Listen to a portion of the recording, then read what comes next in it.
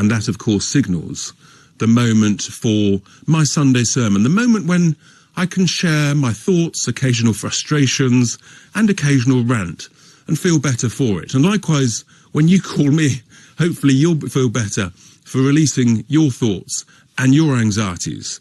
I may not be able to cure them all, but we'll certainly listen.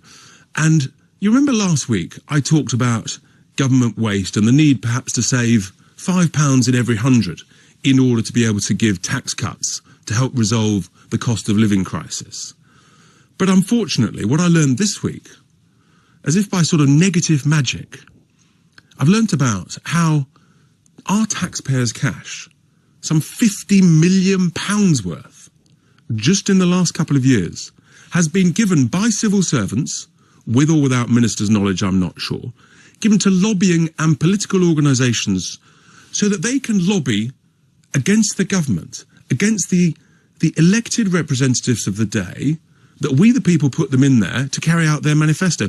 And yet these lobbying groups are using our cash to sue the government. Can you believe it? Imagine running your own business. Would you give your cash from your business to another organisation so they can use your money to sue you and your product? I mean, I can't imagine anything that is more utterly bonkers. Giving money to someone else, our money, so that they can sue us. It is unbelievable. Yet this is happening every week, every month. So on the Rwanda migrant policy, which we want to work, but is being delayed and may never work, the government has given over the last 3 years over £7.5 million to organisations who are actively fighting and campaigning against this government scheme to resettle the illegal migrants. Yes, the likes of Migrant Help, Stonewall, Refugee Action, Hope Not Hate, Instalaw. They between them have either signed letters or instigated legal action alongside the Public Civil Servants Union. Yes, the civil servants' own union suing us through the government against the government policy. You really could not make it up. It's unbelievable.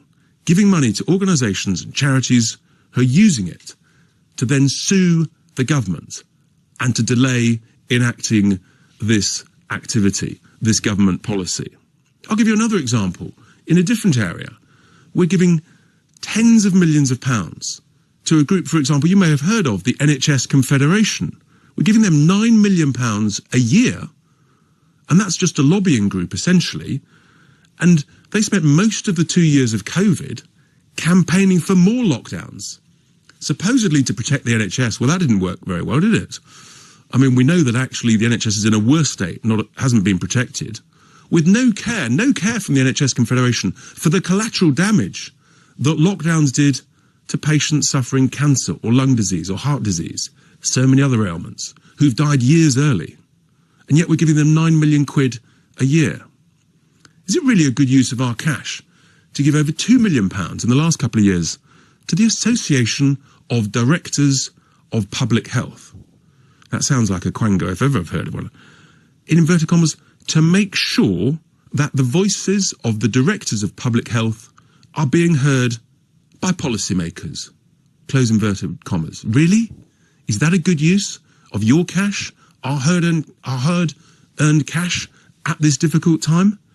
These are quite simply huge bureaucratic quangos that should be shut down and abolished. Oh, before I forget, 300 grand to gendered intelligence that is campaigning to allow under 16s to consent themselves to bodily medical treatments. Now this is just, I'm literally just scratching what I call the pimple on the bloated skin of grotesque government waste and incompetence. And this, folks, is just one of the reasons why we've got the highest taxes for 70 years, the worst, the least productive public services for 70 years. We need to cut taxes, we need to cut daft regulation, we need to go for growth, and we want our public services to work efficiently, promptly, and much faster. I think we can do so much better, but we're not going to do it if we give lots of our cash to these bureaucratic quangos. And with that, here endeth this week's Sunday Sermon.